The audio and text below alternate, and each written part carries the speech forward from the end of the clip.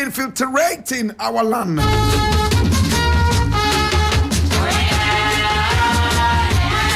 Interesting times ahead, my brother, my sister. We're going to have a very beautiful conversation, and I'm most excited to be with you, my brother, my sister. This is the African History class, and today we're looking at the invasion of foreign festivals in Africa, reasons and implications. And Dr. Kobina Bouhairie is in the house. Doc, how are you doing? I'm doing good, Black Rasta. It's always a blessing. It's always a blessing to be here. Thank you. I'm so excited to see you one more time. Absolutely, absolutely. It doesn't look like you age at all. Every day you look younger and younger and younger. I'm trying to keep up with you. I'm trying to keep up with you. And which way? Well, I mean, today we are looking at something very interesting as usual. We're looking at foreign festivals and how they are infiltrating our, Africa. Yes. Now, when we talk about foreign festivals, or better still, what is a festival? Well, a festival, I would say, it usually is pertaining to a particular context and culture. Every culture, every tradition, every people, come up with certain beliefs, certain prophecies, certain promises, and they try to express them in something that we call festivities, a festival for the people, for the community. And so it can range from a religio-cultural festival to a historical festival, even a social-political, social-economic festival, where people's beliefs pertaining to that specific culture and tradition, and I would also say context, really defines what festivals derive from these spaces. Wow. All right. So it means that festivals are basically celebrations, right? Yes. Yes. All right. So these foreign festivals, when we say foreign festivals, are we just saying that festivals that are not based in Africa? Yes, I would say anything foreign. Everything that we would refer to as foreign is something that either it doesn't originate in Africa or isn't as common to the people, in terms of African people and our beliefs and our systems. So when African people travel out of Africa and then they are able to model out a certain festival, would you say that these are African festivals or they are foreign festivals? Well, as long as it's rooted in our tradition, in our culture, in our belief systems, wherever we go, again, our God is in us. It's not necessarily about the land, it's about the people. And so wherever the people go, as long as they stay true to who they are, their origins, their cultures, their traditions. You can come up with something called the Afasha Festival in New York. It doesn't necessarily mean that it has to be on the continent, but what it means is that the people that believe in the Afasha Festival are over here and they want to take their traditions and beliefs over there and not lose themselves within those foreign nations. And I think we should applaud something like that. Interesting. So it means that even in Africa, we can, as African people, model out a certain festival that is not African, that is foreign. Oh yeah, we do it all the time. We always model certain things that are foreign, and that's, I think, one of the reasons why we're having this discussion today, because we want to make sure, that whatever we do, we stick to our traditions, our cultures, our systems, our religious beliefs, and we don't assimilate or accommodate or accept anything just based on economics or, social political possibilities, which is something that we're seeing nowadays. So this is more of a discussion about how true are we to our own identities. And again, it always goes back to identity and our culture and belief systems. And so wherever we are as African people, it's the whole point of saying you're African is to express that in the African way. And if you're not able to do that, then we have to question it. Interesting. Now I'm going to ask you the importance of festivals at all. What's the importance? Oh, again, I think festivals are incredibly important. It holds a certain historical precedent. Most festivals, I would say from a religious-cultural standpoint, come with a prophecy and a promise. And so if you go back into our ancient traditions, and even whether we're talking about Africa, whether we're talking about Europe festivals, European festivals, I would say pagan festivals, and I don't mean that in the worship of many gods. I mean that as in a foreign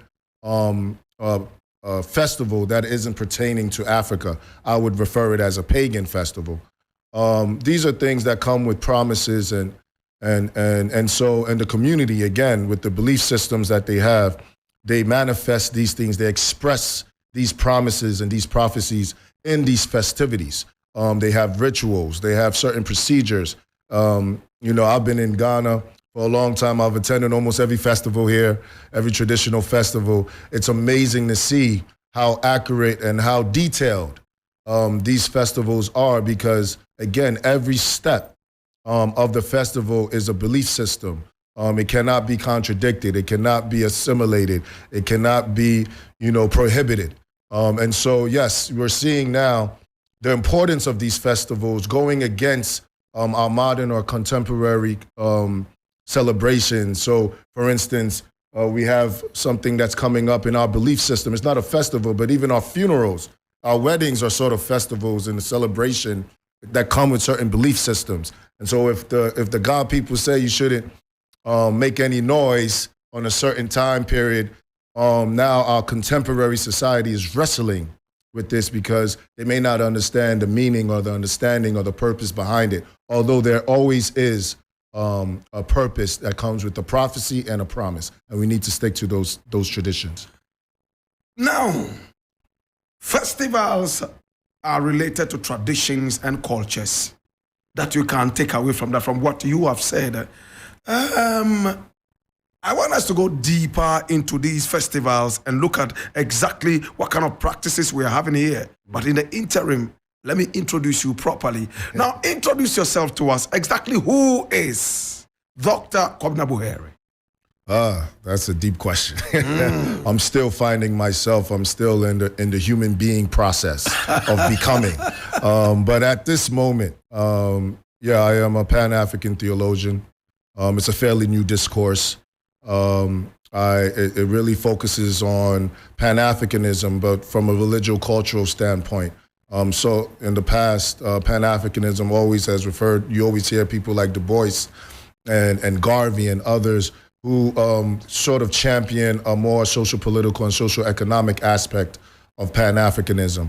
Pan-African theology, and I'm one of the leading scholars in this area, is a fairly new discourse that is focusing on the spiritual aspects of Pan-Africanism, believing that the reuniting of Africans in the diaspora and on the continent is not just a social, political, or social economic possibility or opportunity, but there's some real spiritual possibilities that can derive from it. And then again, of course, as a theologian, we're going into Holy Scriptures. We're going into certain things that can vouch for what we are saying, that once we come together on a spiritual level, this has more of an eschatological aspect to it. And when I say eschatological, I mean there's a judgment behind it. There's an apocalyptic revelation that comes when the children of Africa finally reunite and become one.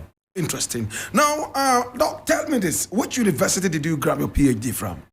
So I have a master's, bachelor's in Binghamton University in New York, a master's in philosophy at Binghamton University. I also have 2 masters at Columbia University, Union Theological Seminary, STM, Sacred Theology, and then a PhD at Columbia University, and I've come to Legon as a lecturer and also continuing a course in PhD study of religions, which I thought was very necessary for me to come and do here in Ghana in order to understand the African traditions on the ground here to add to my collection of degrees. Interesting. This is 3FM. So the man sitting here is well-degreed with a strong pedigree. My brother, my sister, is coming all the way from Columbia University in America, where he grabbed his PhD from, and is also a lecturer right here at the University of Ghana, Legon. And he's pursuing yet another PhD in African religions. Oh my God. He's inspired me to want to study African religions as well. Yes. And I'm going to be telling you some interesting thing some few months to come, not now. Now, Dr. Kobina Bouhairie, tell me this. Christmas is the biggest festival celebrated around the world. In Africa, it is also celebrated by almost every African country. Is Christmas a foreign religion or is it an African religion? I would say, without a doubt, unequivocally, it is a foreign religion, a foreign festival. And before even I get into that, I want to just preface my statement by saying, as a Pan-African, as I introduce myself as a Pan-African theologian and someone that believes in Pan-Africanism, one of my responsibilities is to bring diasporans, Americans, and other diasporans all around the world to Africa to reunite with their cultures and traditions, their roots, and their ancestors. And so I myself have an organization called the God Box Foundation and God Box Tours, a travel and tour agency that is specifically about reuniting the Pan-African family, embracing our religious and spiritual diversity. So in this path, I've been doing this for a couple of years now. As you know, I was director of Panafest as well, and I'm currently the director of the Pan-African Heritage World Museum. And so I'm heavy in this Pan-African space, and I believe in the uniting of our people. But it's not necessarily about how we, whether our African Americans and diasporans are coming to Ghana or coming to the continent. But the question is, how are they coming? This right? is How are 3FM. they coming? What mentality do they have when they're coming? I deal with diasporans all the time, and what I've noticed, the question that you asked about Christmas, even before we get to Christmas, we have a festival coming up called Halloween. Halloween, right. That's in a couple of days, October 31st. I would say it's a pagan festival celebrated by the ancient European white ethnic groups, the Celts, the Goths, the Vikings. These are all ethnic groups that existed back in medieval times in Europe. And they had these festivals, again, as we said, festivals that relate to their own culture and their own context and their own beliefs. We're not condemning them as long as they stay within their own cultures and traditions, because, again, comes with the promise, it comes with the prophecy that they believe. Halloween, for instance, is a day that Europeans, specifically the white ethnic group, the Celts, practiced to acknowledge that it was supposed to be the Day of the Dead. It was supposed to be a day when they believed the ancestors, their ancestors, and the dead rose from the dead and haunted certain people. And so what they would do is they would wear costumes. Normally they would wear, witches or goblins or certain things to scare back these so-called dead ghosts and things that are rising up, either to scare back or just to commune with them, to be in their space so that it doesn't look like they're human, but they're also dead. And so they took on these costumes and with that belief system. Now, this is a really interesting festival that, as long as it pertains to Europe and their white ethnic beliefs, would be fine.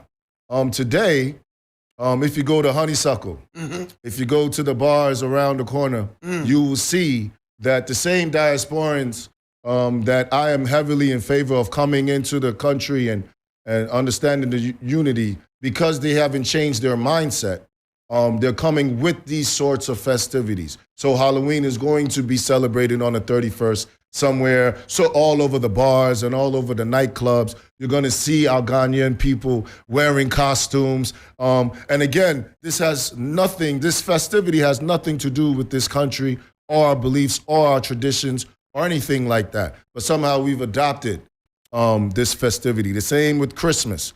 We know 10, 20 years ago, you would never see a Christmas tree in Ghana. Now, I bet you starting from next month, you're going to see Christmas trees all over. And again, if you go into the scriptures, for instance, even the scriptures from a Hebrew perspective, which understands that this is not a tradition that we celebrate. This is, again, a Christmas festival that was, celebrated in Europe as a festivity that they believed in. They would go into the woods and cut a big tree and put ornaments on the tree and sacrifices under the tree. Now they've disguised these festivals. They've made it into something that's fun. something that people, regardless of their culture and traditions, can celebrate, forgetting what is the notion behind these festivities. And I want to preface this by saying this is important to the God that you worship. The God that you worship is usually pertaining to your culture and your tradition. Anything from your beliefs, your religiosity, to also how you dress, how you eat. All these things are symbolic of the God that you worship, the God that you believe. And this is why we're talking about festivities being a crucial component of the God that you worship and what you believe in your system, in your community, in your tradition. And so Christmas, for instance, against a lot of these things I was born in New York to Ghanaian parents.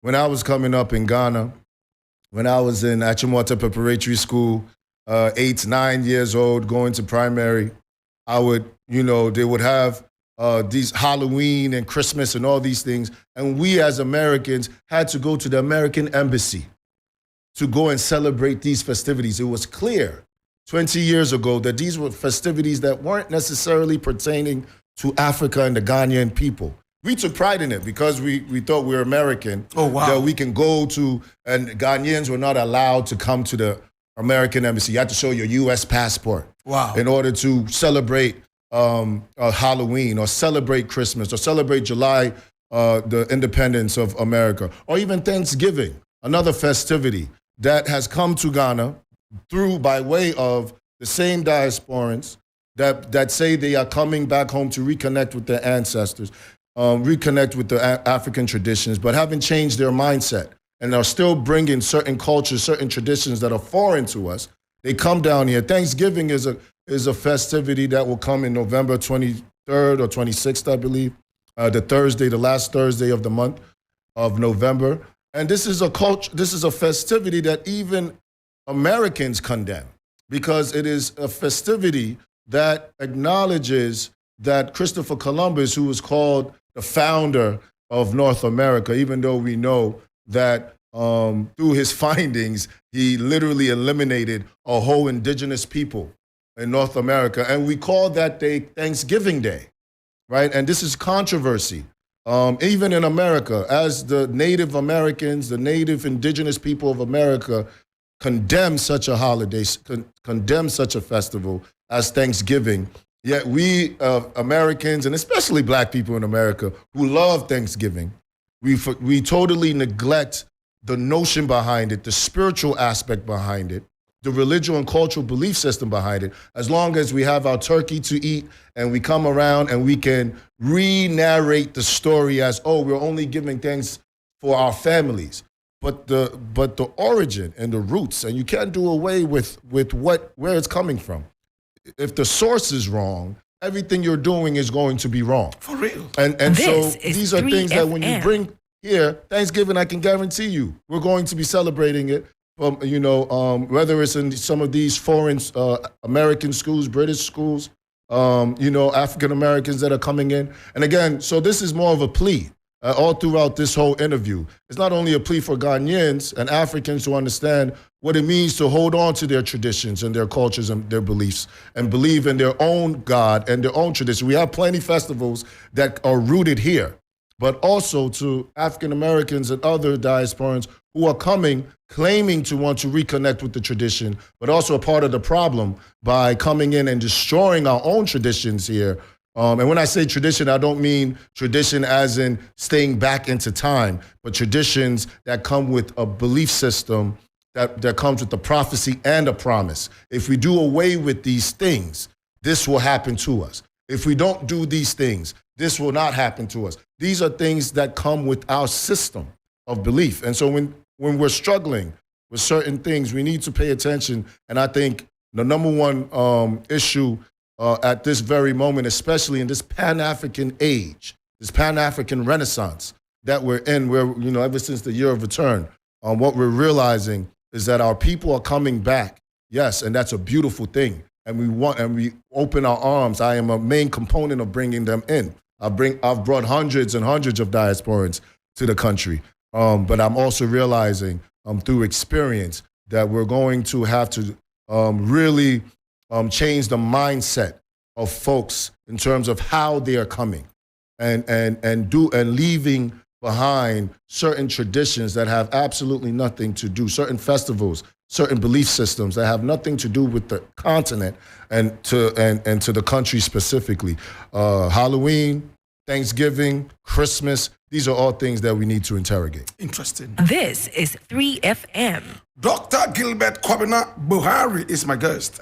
He is a scholar from Columbia University and is also a lecturer at the University of Ghana. Now, in the days when you were schooling in Ghana and you had to go to the American embassy to celebrate Thanksgiving and all that, is this still happening? Yes, I mean, and now, again, you don't have to go to the American embassy to celebrate these things. These things, again, as I said, has now infiltrated the whole of society.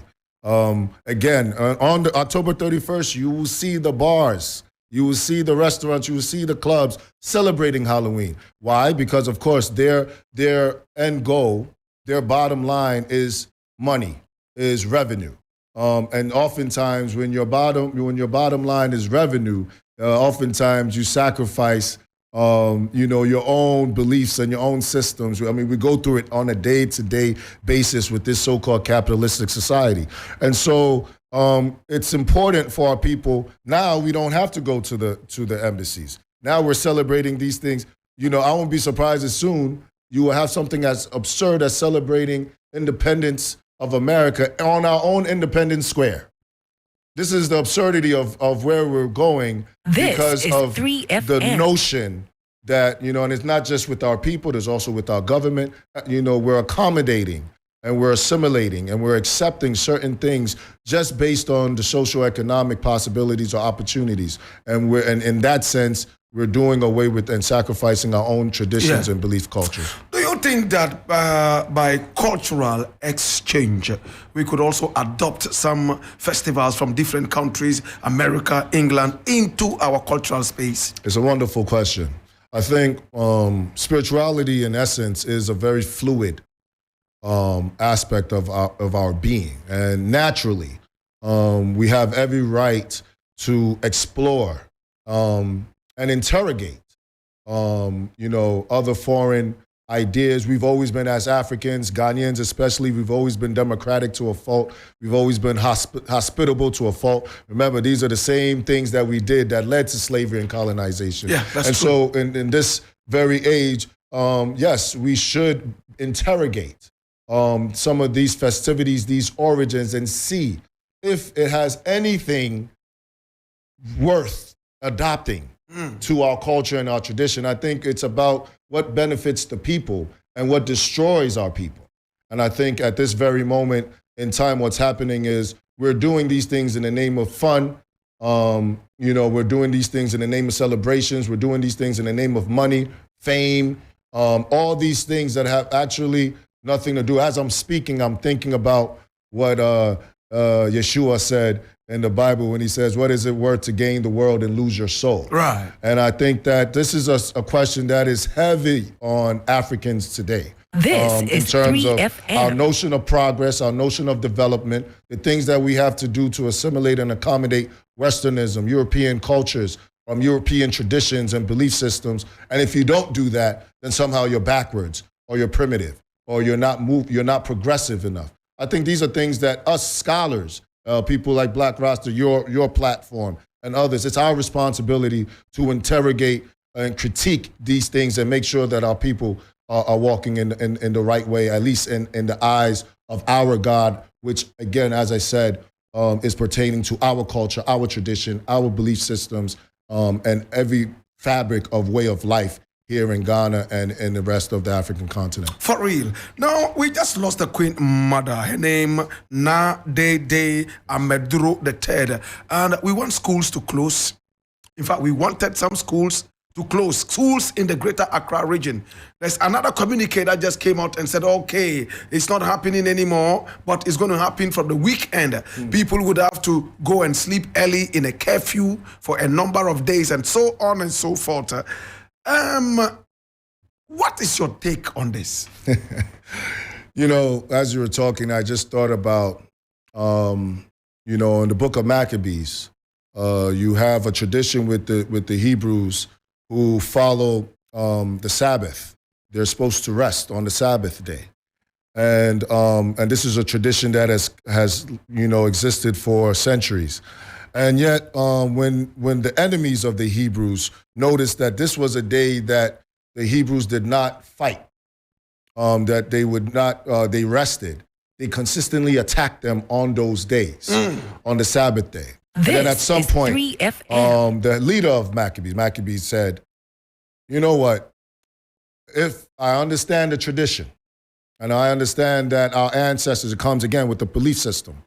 But again, we're at some point when we're facing or wrestling the world, and we're wrestling our enemies, and we're wrestling things that are trying to destroy us. Sometimes we have to accommodate or make certain excuses for why we need to do something, and we believe that our Most High would understand the situation. Of course, the Most High would not want us to be destroyed. So he ordered the Jews to fight back on the Sabbath day. Interesting. The same thing Yeshua did when the disciples, when the Pharisees asked him, why are you doing certain things on the Sabbath day? It is our tradition not to do these things. And he said, well, if I am doing a good thing, then that too is in the eyes of God. So relating back to your question, again, we're all human. Tradition is there as a ceiling to, again, recognize our narrative, our story, our traditions, our culture, our beliefs. It is there as a sort of checks and balances so that we don't completely go astray. But oftentimes, there may be moments, situations that will require us to bend the law, but not necessarily break it. And so what you just described was a bending of the law, understanding the circumstances. And as human beings, we're able to not just be one thing. That's why I hate the notion of Democrat or Republican or NDC and MPP or this and that. There's some situations that might come up that I might have an MPP perspective on. There might be some situations that come up that I might have an NDC perspective on, or a Democratic perspective, or a liberal, or a conservative. And so as human beings, we're looking at the situation. This situation that you described, ultimately what it's really trying to say is respect the tradition. Yes, we are going to make some amendments. We're going to make some excuses for why maybe we may not have to do it this way. But ultimately, what the people want is to respect the tradition. And whatever amendments that they make, we should adhere to that, because this is, again, part of our festivities and our own belief systems. Interesting. I like that take on that. And it also reminds me of the days of Jesus Christ when the Pharisees moved up to him and said, hey, you are trying to bend what Moses gave to us. He said, well, I only came to fulfill those and not really to break them. So that sends me into a certain mood where, okay, fulfillment is the most important thing. Yes. How do we get these things fulfilled? Moses said, an eye for an eye. This person said that and that. It was for a reason. How can we still achieve that without really plucking each other's eyes? Oh, wow. Oh, my God. That's an amazing question. I think it has, again, to do, the underlining preface of that question stems from what tradition versus modernism, the wrestle between our traditions and our cultures, our belief systems, our ancestral ways of life, and how we progress into this new time with all these things that are coming up, where, we want to maintain the tradition and we want to maintain our identities, or we completely lose ourselves. And what's happening is, what's being developed is a sort of hybridity of people. Again, my parents, they had an understanding when they traveled. They were carrying their traditions. They poured the libations in America and at JFK Airport and all these things. Then they gave birth to us, and we were westernized in our spaces. And then we come back home with these same Western ideals, but now we're wrestling with the tradition here on the land. And so I think, again, it's important to understand the origin of these belief systems. A lot of these systems are coming with a prophecy and a promise. Unfortunately, we're losing a lot of our elders that hold on 3FM. To these, the understanding of why we do something. We're losing that in our own communities. Right. Right. Well, now elders are also seeking political and economic aspirations rather than maintaining and holding on to the narrative, the origin, to pass on from generations to generations. To use this point now, when we're bringing diasporans in, and now we're installing diasporans as developmental chiefs and developmental queen mothers. But what that's also forcing us to do within our royal spaces is to go back and say, well, whose ranking is what? And who owns this land? And can this person instill a chief or not? There aren't really any real documents that are there. It's a lot of he says, she says, and there's a whole argument going on. Now what we're doing is let's document these things. Who holds these stories, these narratives, our history, document them, because now the diasporans are forcing us to do things in a way that can lead for generations and generations to come. So I think your question in terms of holding on to tradition, unfortunately with the ideas of development and what we call progress goes against our own African beliefs and traditions and cultures, and we're wrestling with this notion.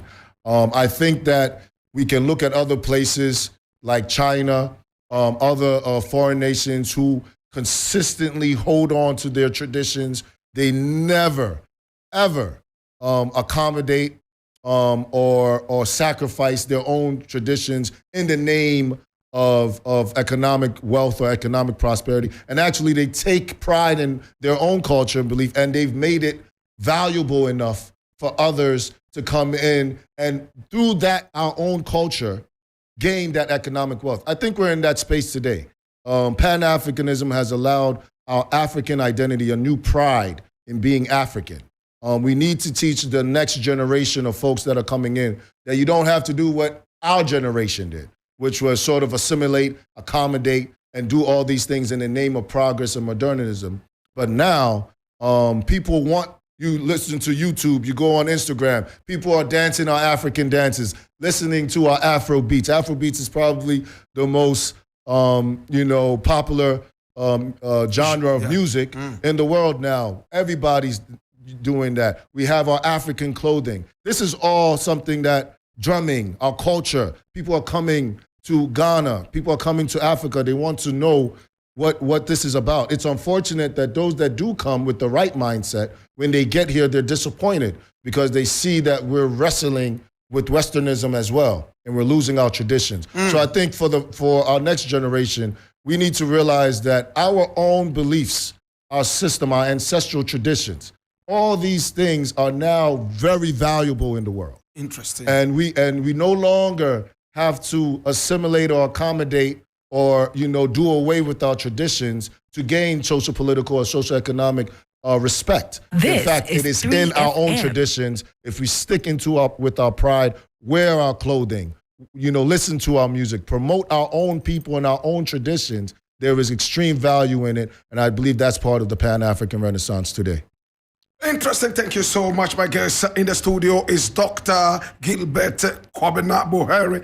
He is a scholar of Columbia University, my brother, my sister, and also a lecturer at the University of Ghana, Legon. And we're talking about the invasion of foreign festivals in our cultural spaces and the implications and the reasons. All right. Now, let me just chip in this thing quickly. Culture, tradition, are they the same? Can we use them interchangeably? Oftentimes it's used interchangeably. I do think that tradition is a little more stagnant than culture.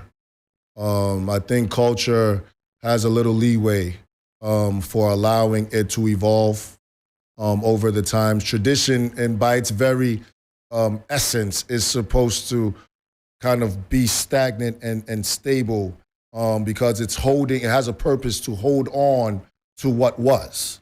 And oftentimes that informs culture and sort of not only promotes, but it's almost advising how the culture should operate. And so I think that culture is a little more fluid, tradition is a little more stagnant. Okay. And I would say those are the differences. But I think with culture probably, again, can be infiltrated in many different ways. But in order to infiltrate those cultures, you have to kind of destroy the traditions that kind of are rooted and are the foundations of the culture. And I think that's the most or the clear difference I can make. Interesting. Yeah. Okay. All right. Now, do you think that there are some African festivals that are outmoded, outlandish, and we have to do away with this?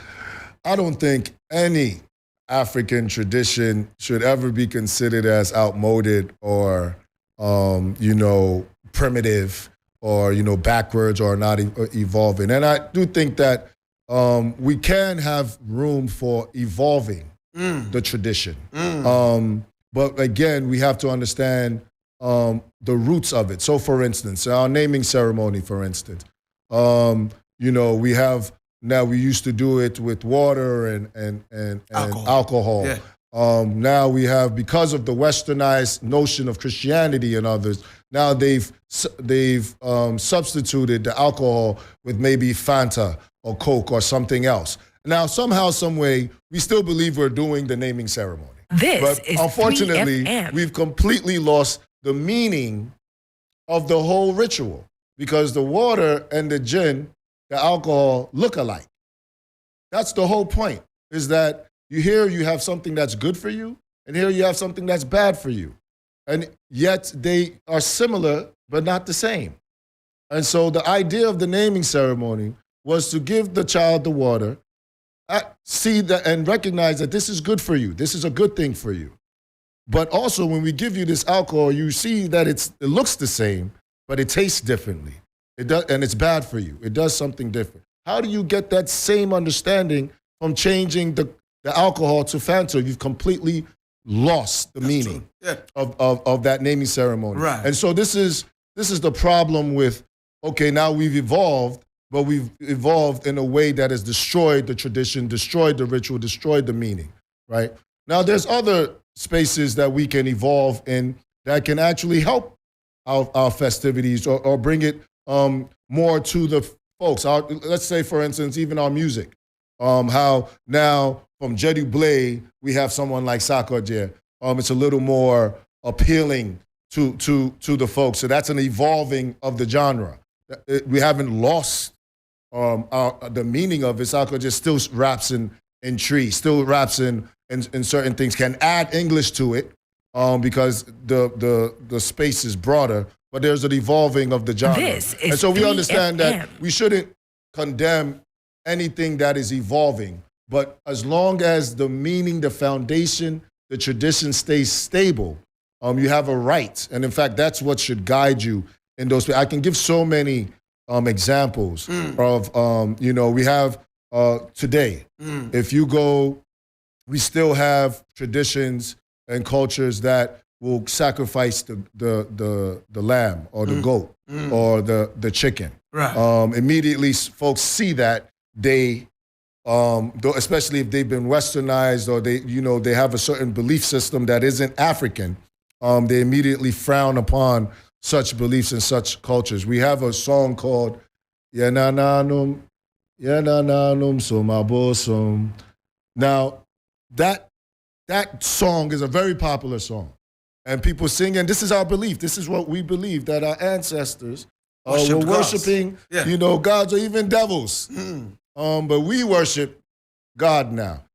So that is an automatic attack on our tradition and our culture. 3FM. And if we have this kind of mindset, then of course we're going to have a war between our own tradition, which really signifies who we are as Africans, and then what it means to become an African in the 21st century. Do we completely do away with these traditions?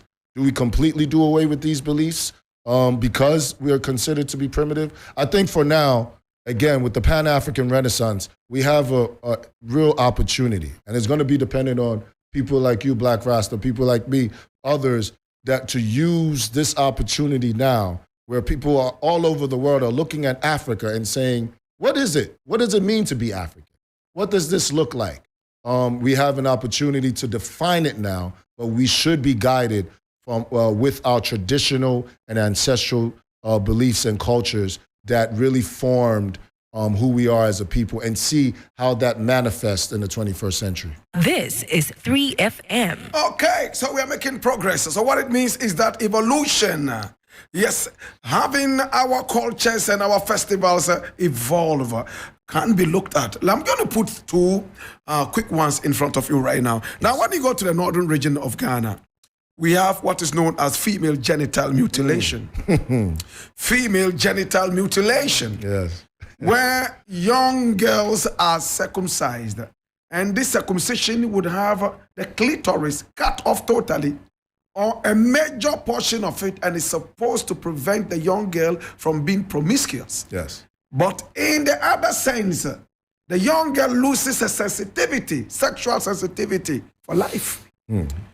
That's one. Yes. Number two, now in the days of the Ashanti kings, when an Ashanti king died, somebody would have to go with him. You'll be buried alive or you'll be slaughtered, and you follow. What they would say is you see him off on his journey. Not only Ashanti kings, there were some northern kings that also did that, and some African kings. Yes. Now, how do you evolve these ones? Wonderful. Wonderful. See, this is why I love coming here. No, because you challenge me as well, and Right. I love your perspectives and how we can carry the conversation. You know, with the first question, you know, I remember at Columbia University. I mean, again, we're in New York. There was a program happening at the United Nations. Oftentimes when such programs are happening, they come to elite schools like Columbia University to ask us to join the conversation, or at least give our perspectives. The conversation around female circumcision in Africa came about. And what was interesting is, in a class full of white people, we were only 2 black people in the class. And as they were talking, we were supposed to make a vote on whether female circumcision was okay in Africa, and whether the U.S. and other foreign nations had to step in to sort of change that whole ritual, that whole practice in America. Now, as funny as and absurd as that may seem, that we're here in New York, in America somewhere, trying to dictate what's happening on the continent, and we have the power to actually do that. What happened was, whilst majority of the class they raised their hands and said, yes, we agree female circumcision is wrong and must be eliminated in Africa by any means necessary. Only the 2 black people, which was me and another Jamaican girl, were the only ones that didn't raise our hands. And so clearly that was a statement. When they asked us why, my first, I have daughters. If I, for me, do I want my daughter to be female, circumcised? Yeah. No, I do not. Does that mean that I need to go into a whole culture and tradition and go and remove female circumcision from those traditions and cultures? Absolutely not. Because what you do is, again, these traditions and these rituals, whether we understand them or not, come with a prophecy and a promise for the people. That's what festivities are. That's what rituals are. These are things that, even if they are not able to explain, they stem from an ancestral space. We're not doing this just to do it. And so, yes, rather than going in and destroying a whole people's cultures and traditions and rituals and practices that they believe in, that if they do not practice this, they believe that certain things will happen or will not happen. Rather than destroying that in the name of progress or evolution, why don't we provide avenues so that those who are in those spaces that don't want to be a part of that, you can remove yourself from those spaces rather than destroying a whole tradition based on the 2 or 3 or the minority group of people who frown against that. Because I can guarantee you, whilst we're critiquing this, majority of the people in those same spaces believe in the ritual.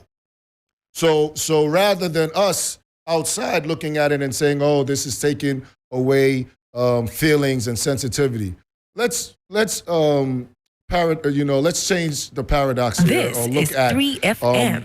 our own westernized circumcisions, for instance, or even today in the conversation about transgender and how the LGBTQ and others are promoting the removal of sexual organs and genitals in the name of progress and evolvement, and this is a godly thing to do in their eyes because the people have to be free. They feel a certain way. So if you are male and you believe that you are female, they are advocating for you to cut off your organs, and that is an okay thing to do. No one, they can criticize, they can say that in the name of evolving or progress or even intellectualism.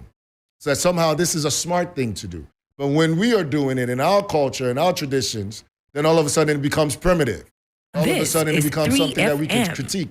And so I think there's a huge hypocrisy. And we have so many examples of that, but as you use female circumcision, right. I think that is an example of where, again, do I want my daughter to be female circumcised? No, I do not. And what does that mean is that I will make sure that my daughter is not in a space like that. I know that there are other spaces that are open where they don't have to do that. But I will not go and destroy a whole people's culture and tradition that they believe in based on just a minority group of people. Doc, yes. Difference here is clear. Yes. The parents decide for the little child that has been born. Yes. So the little child is not of age to come out and say, okay, I do not want to be part of this. My parents might decide something for me, like female genital mutilation. But when I'm getting of age, I would have liked that. Well, if I was of age at that time, I would never have been part of it. So that's a certain kind of... Yeah, I mean, it's quite similar, actually, because that's what's happening now. If you go to America, in the schools, parents...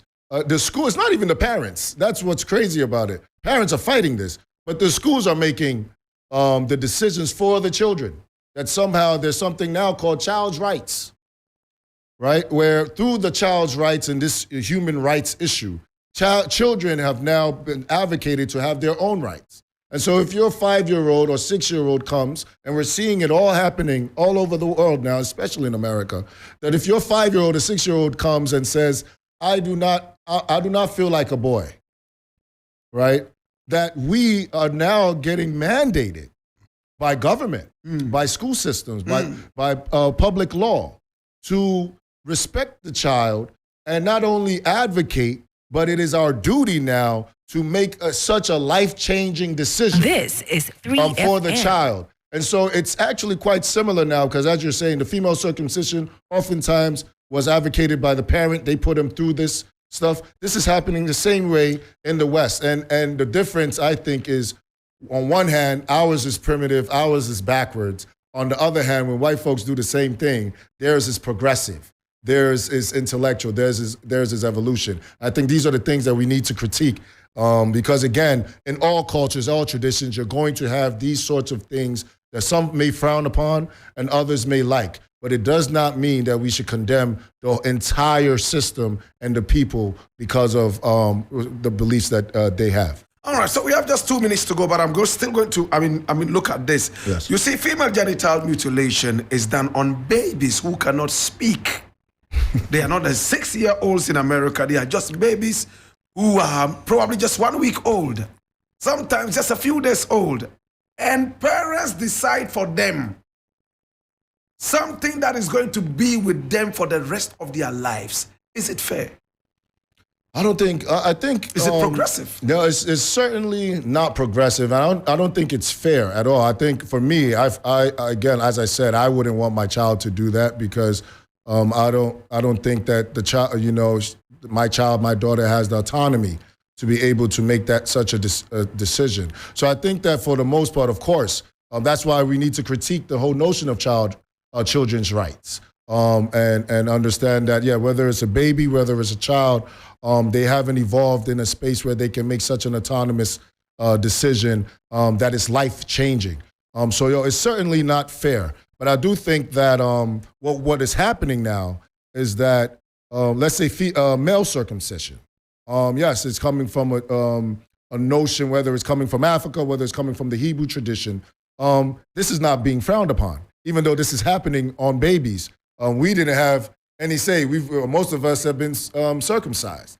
And again, it came from the tradition that comes with a promise and a prophecy, right? And we stick to that. Now, a lot of us don't know why we've been circumcised. And there's also a huge group of people that are saying that being uncircumcised, those ideas of it being not hygienic and all these type of things are no longer apply.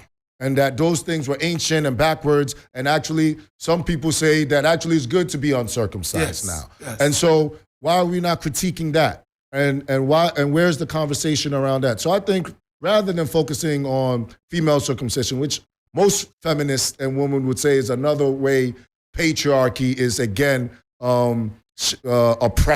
oppressing their autonomy as females, we should critique all of these things. And again, everything should be up for critique.